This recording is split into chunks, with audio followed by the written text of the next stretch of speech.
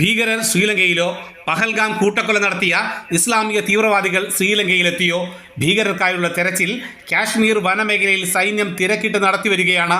അതേസമയം തന്നെ ഇന്ന് പകൽ 11:59 ചെന്നൈയിൽ നിന്നും കൊളംബോയിലെ ബന്ദാരനായികെ അന്താരാഷ്ട്ര വിമാനത്താവളത്തിലെത്തിയ UL 122 നമ്പർ വിമാനത്തിൽ എത്തിയ ചിലർക്കായി ഇന്ത്യ ഗവൺമെന്റിന്റെ ആവശ്യപ്രകാരം തിരച്ചിൽ നടക്കുന്നതായി ശ്രീലങ്കൻ എയർലൈൻസ് ഔദ്യോഗികമായി സ്ഥിരീകരിച്ചിട്ടുണ്ട്.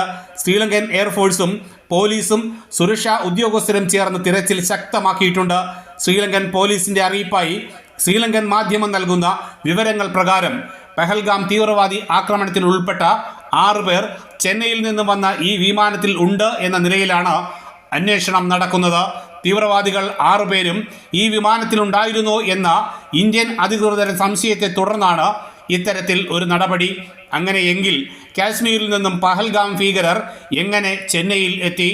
ആരായിരിക്കും ഇത്തരത്തിലൊരു യാത്രയ്ക്ക് അവർക്ക് സഹായങ്ങൾ ചെയ്തിട്ടുണ്ടാവുക?